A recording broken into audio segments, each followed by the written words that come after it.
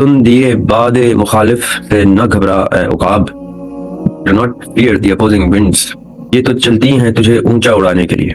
और दिन में साहिल के ऑफिस गया हुआ था, तो उसके जो एम्प्लॉइज हैं वो बड़ी मोहब्बत करते हैं मुझसे for some reason, I don't know. तो वो इकट्ठे हो जाते हैं, बैठते हैं, गपशप करते हैं, वो कहते हैं कि हमें कोई पॉइंट्स दें, गाइड करें कुछ। तो मैंने उनसे खाली एक बात की रैंडमली, मैंने उनमें से किसी एक को कहा कि आप बताएं आप पर आवर कितने के पढ़ते हैं अपने आप को। तो कहते जी, मुझे तो सवाल ही समझ नहीं आया। चलो तो जहन 1 मिनट का आखिरी वक्तों में, आप मेरे ख्याल फोटो गए, आखिरी वक्तों में 30 सेकंड्स का 4 से 5 लाख रुपए चार्ज करते थे। अगर 30 सेकंड्स के लिए उनका वॉइस ओवर चाहिए, कुछ कंटेंट उन्होंने बैकग्राउंड में पढ़ना है जो आपने इश्तिहार में चलाना है, तो वो 30 सेकंड्स का 4-5 लाख रुपए चार्ज करते थे। तो लोग कहते हैं देखो कितना एरोगेंट है और कितने पैसे मांगता है। तो मैं कहता था नहीं यार, वो एरोगेंट नहीं है, उसको एग्जैक्टली पता है कि ये दाम उसको मिलेंगे, उसकी वर्थ है। हम अपने आवर्स की, अपने डेज की, अपने वीक्स की, अपने मंथ्स की, अपने ईयर्स की वर्थ नहीं जानते।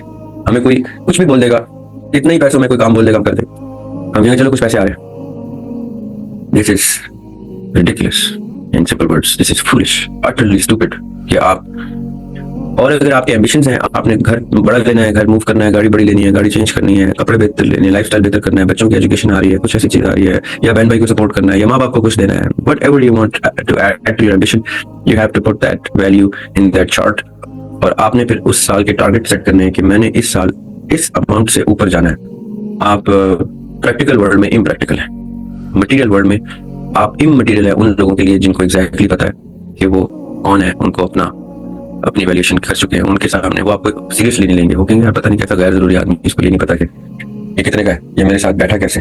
ये सोचना, ये तस्वीर करना कि आप आजाद हैं या आप you free to do whatever you want, ये मिथ बस्ट हो चुकी है। This myth does not even exist as a myth anymore in the among the wise people of the world.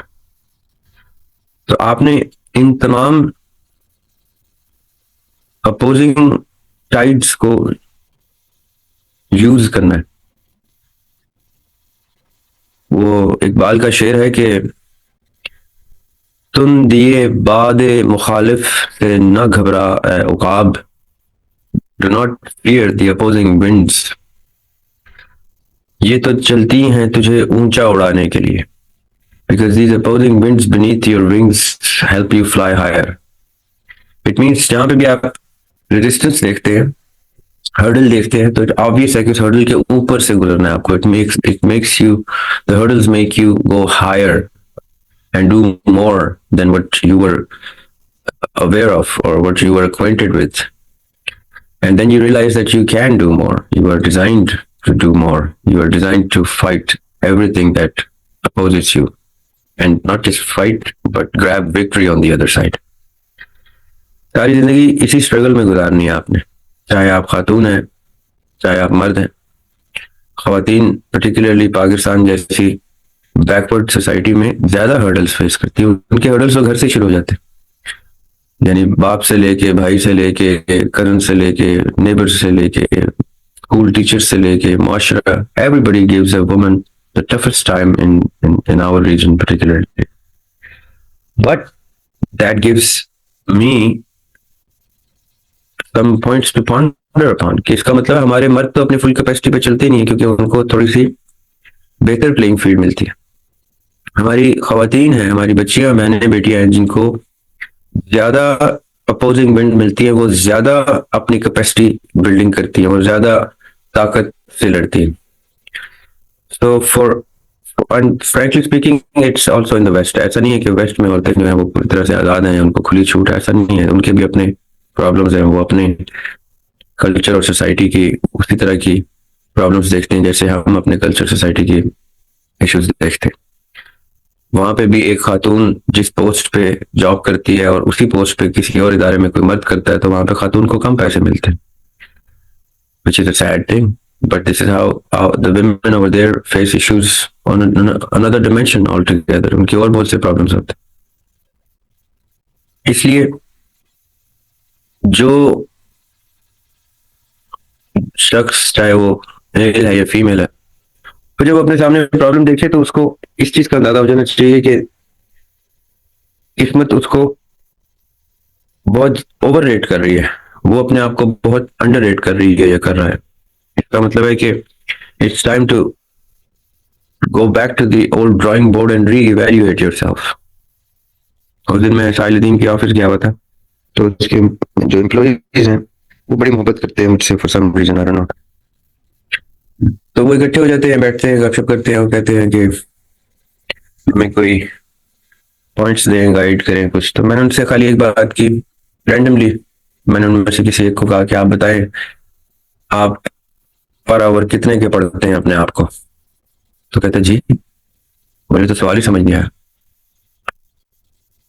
मैंने कहा आप किसी इदारे में नौकरी कर रहे हैं, उस इदारे से तनख्वाह ले रहे हैं, तो क्या आपको पता है कि वो तनख्वाह आपके कॉस्ट को पूरा करती है कि नहीं करती? कहता है सर मैंने तो ऐसा कभी सोचा ही नहीं। मेरी एक दोस्त थी, आज से कोई 20 साल पहले, छोटी बच्ची थी, मुझसे थोड़ी छोटी थी, तो मुझे जूबी भाई कह के बुलाती थी, जर्मन थी, जर्मनी से आई हुई थी। तो मैं भी उन दिनों जर्मन कंपनी में जॉब करता था, तो वो किसी और इदारे में थी, लेकिन जर्मन इदारे में थी, तो मेरा उसके साथ कंपनी टू कंपनी इंटरेक्शन रहता था। तो वो यहाँ पे इंटर्नशिप पे आई हुई थी, यहाँ से पढ़ के वो जर्मनी चली गई, तो मुझसे राब्ते में रही। तो उसने कहा कि वन फाइन डे उसने मुझे कहा कि जूबी भाई I got a job. Congratulations, mashallah, you got a job. कहते yeah, they're not paying me much, but it's at least I got a job. तो फिर मैंने उसको कहा कि you can't think like that. All your life you've been paying institutions to teach you something, and you've been paying a very hefty amount at times so that they would teach you higher education. Now, in this phase of life, institutions will start to pay you to teach something. They will teach you a lot more, a lot better than all that you've been learning all your life, because this is going to be practical knowledge. But this time, they will be paying you to learn from their institution.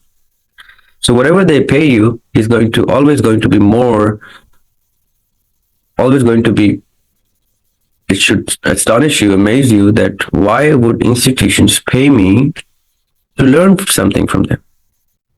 So whenever learning stops at an institution, चाहे आप जहाँ पे भी नौकरी कर रहे हैं, जहाँ आपकी लर्निंग रुक जाए, तो या आप अपनी पोजीशन चेंज करें या आप अपना इदारा चेंज करें। यही मैंने सोर्स कोड के बच्चों को भी समझाया कि अगर तो सोर्स कोड में आपकी नौकरी आपको सिखा रही है और उसके दाम दे रही है, तो कभी भी उस सैलरी को कम नहीं समझना, क्योंकि वो सीखने के पैसे दे रहे हैं आप। लेकिन अगर वो आपको सिखा नहीं रहे, आप वहां पे कुछ सीख नहीं रहे, तो आप या एक्सप्लॉइट हो रहे हैं या आप एक्सप्लॉइट कर रहे हैं कंपनी को। So it's time to quit the job or quit the position, change the position within the institution, or change the institution altogether and move somewhere else. उसके बाद पिया नाम था उस जर्मन बच्ची का। उसके बाद पिया ने सारी जिंदगी कभी कंप्लेन नहीं की, और ऑन एंड ऑफ मुझे मैसेज करती है, तो ये बात याद दिलाती है कि this helped me a lot. Now I never complain, and I always quit and move to another company or position whenever I feel that my learning has stopped. तो कहने का मतलब ये है कि अगर मुझे ये नहीं पता कि मैं कितने का हूं, मिसाल के तौर पे मेरे 24 घंटे मल्टीप्लाइड बाय 30 days of और 28 days और 31 days of a month, मेरा नाश्ते से लेके मेरे जूस, पानी, लंच, चाय, समोसे, बडीज के साथ बैठना, आउटिंग, ट्रेवल, कपड़े, मेरे शैम्पू, मेरे soap, every single thing that I use for myself, उस सब की कॉस्ट किसी एक छुट्टी वाले दिन बैठ के पेपर पे उसकी कॉस्ट निकालें। उस कॉस्ट को पूरे मंथ की, पूरे ईयर की कॉस्ट, अगर आप पढ़ रहे हैं तो उसमें एजुकेशन की कॉस्ट, अगर आप जॉब करते हैं तो उसमें आपके ट्रेवल की और बाकी एक्सपेंसेस, आपकी व्हीकल की maintenance, fuel, every single thing. जो चीज आपसे मुंसलिक है, या अगर आप शादीशुदा बाल बच्चेदार है और आपने जिम्मेदारी ली है अपने बीवी बच्चों के खाने पीने की भी, तो everything that you spend you have to add to that list, every single penny. और फिर उसको ईयरली, मंथली, वीकली, डेली और आवरली डिवाइड करना है आपने। जब आप ये कर लेंगे तो आपको एग्जैक्टली पता चल जाएगा कि आप कितने के पढ़ते हैं अपने आप को। जैसे आपको पता चल जाएगा कि आप कितने के पढ़ते हैं, तो कभी आप ऐसी नौकरी को जो एडवर्टाइज होती है अखबारों में या इंटरनेट पे, आप ऐसी नौकरी के लिए अप्लाई भी नहीं करेंगे जो आपके पर आवर कॉस्ट के अलावा आपको सेविंग ना देती हो। और अगर कोई और कुछ नहीं मिल रहा तो कम से कम आपकी कॉस्ट पूरी करते हो।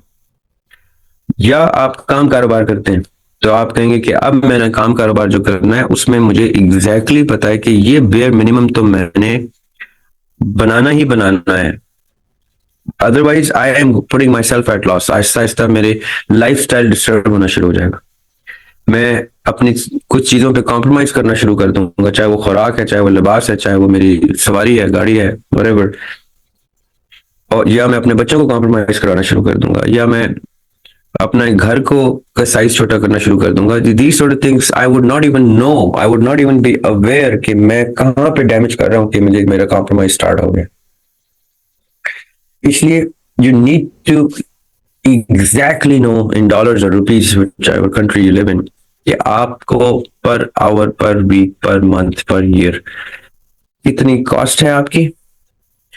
और अगर आपके एम्बिशंस हैं, आपने घर बड़ा लेना है, घर मूव करना है, गाड़ी बड़ी लेनी है, गाड़ी चेंज करनी है, कपड़े बेहतर लेने हैं, लाइफस्टाइल बेहतर करना है, बच्चों की एजुकेशन आ रही है, कुछ ऐसी चीज आ रही है, या बहन भाई को सपोर्ट करना है, या माँ बाप को कुछ देना है, whatever you want to add to your ambition, you have to put that value in that chart. और आपने फिर उस साल के टारगेट सेट करने हैं कि मैंने इस साल इस अमाउंट से ऊपर जाना है। चाहे उसके लिए मुझे कुछ एक्स्ट्रा एजुकेशन करनी है तो उस एजुकेशन की कॉस्ट भी आपने डालनी है, या ट्रेनिंग करनी है, या कुछ व्हाटएवर जो भी आपको ऐड करना पड़ता है उसके लिए। या आपको ये पता चल जाए कि अब मुझे 3 साल तो एक्सपीरियंस गेन करना पड़ेगा वो एक्स या वाई जॉब के लिए जिसमें मेरे तरक्की होती है, तो उस 3 साल का आपने फिर खामोशी से सर फेंक के put your head down on this with patience और कमिटमेंट के साथ एग्जैक्टली उतने साल पूरे करके उस पर्टिकुलर जॉब के लिए, उस पर्टिकुलर बिजनेस के लिए आपने फिर वेंचर करना है कि अब मैंने कैसे उस माइलस्टोन को अचीव करना है। अब ये सारी गुफ्तगू मेरी सोर्स कोड के बच्चों से जब हुई तो they they were lost in thoughts because they never looked at their jobs or they never approached an interview like this before. कुछ लोग जॉब छोड़ रहे थे, नोटिस पीरियड सर्व कर रहे थे, इसलिए उनके लिए तो वो बहुत रहनुमा असूल बन के उनको सुनाई दिए।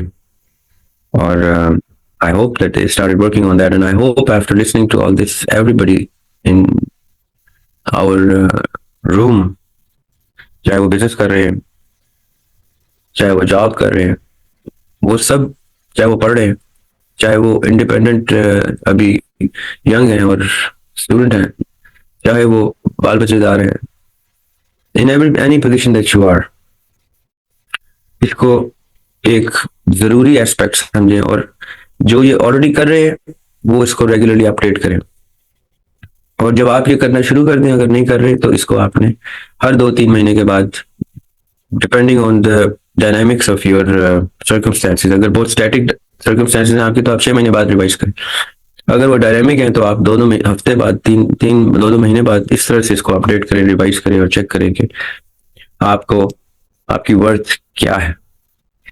Because if you do not know your financial worth in this world you would always definitely be just shooting in the dark. आप कैलकुलेटेड नहीं चल रहे, अल्लाह ताला आपको चला रहे हैं, सब माँ की दुआ पे चल रहे हैं, आप तुक्के पे चल रहे हैं, लूप पे चल रहे हैं।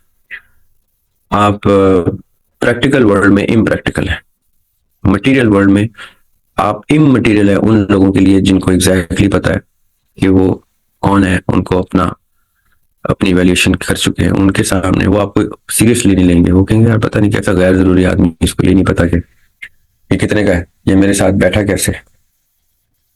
सो people tend not to discuss this or share this, but they do this on regular basis. I can tell you that. अभी आप बिल गेट से पूछे या मार्क जकरबर्ग से पूछे या किसी कामयाब सो कॉल्ड मटेरियल कामयाब आदमी से पूछे, किसी बिजनेसमैन से, डोनाल्ड ट्रंप से पूछे, AKD से पूछे। AKD अकील करीम डैडी, पाकिस्तान के टॉप बिजनेस मैन टाइकून्स में से, या मियां मंशा से पूछे, उसके बेटे रजा मंशा से पूछे, किसी मलिक रियाज से, अली रियाज से पूछे, they would know exactly what I'm talking about. They would have answers to every single hourly, क्या वो तो पर मिनट भी जानते हैं। आपको पता है मुझे आर्टिस्ट क्यों अच्छे लगते हैं?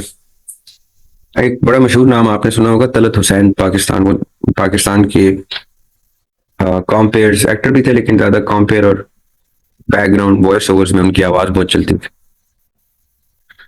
तलत हुसैन 1 मिनट का, आखिरी वक्तों में, आप मेरा ख्याल फौत हो गए हैं, आखिरी वक्तों में 1 मिनट का 30 सेकंड्स का 4 से 5 लाख रुपए चार्ज करते थे। अगर 30 सेकंड्स के लिए उनका वॉइस ओवर चाहिए, कुछ कंटेंट उन्होंने बैकग्राउंड में पढ़ना है जो आपने इश्तेहार में चलाना है, तो वो 30 सेकंड्स का 4-5 लाख रुपए चार्ज करते थे।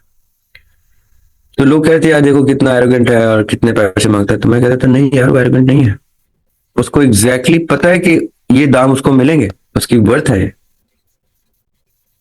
वो सेकंड्स की, अपने सेकंड्स की वर्थ जानता है। हम अपने आवर्स की, अपने डेज की, अपने वीक्स की, अपने मंथ्स की, अपने ईयर्स की वर्थ नहीं जानते। हमें कोई कुछ भी बोल देगा, इतने ही पैसों में कोई काम बोल देगा, हम कर देंगे। हम कहेंगे चलो कुछ पैसे आ रहे हैं। This is ridiculous, in simple words this is foolish, utterly stupid, कि आप बगैर ये जाने बूझे आप किसी सैलरी को या किसी वेज को, चाहे वो डेली वेज है या आवरली वेज है, उसको आप यस कर दें। ये आपके पास आज से ऐसी हरकत की कोई गुंजाइश नहीं है। आप बिल्कुल भी ऐसा नहीं कर सकते अपने साथ। ये जुल्म अपनी फैमिली के साथ, अपने बीवी बच्चों के साथ, अपने सिबलिंग्स के साथ, अपने घर, जिस जिस से आपकी रिस्पॉन्सिबिलिटी अटैच्ड, आप उसके साथ ये जुल्म नहीं कर सकते, क्योंकि डीप डाउन इनसाइड आपको पता भी नहीं है आपको इस जुल्म की सजा मिल रही होती है।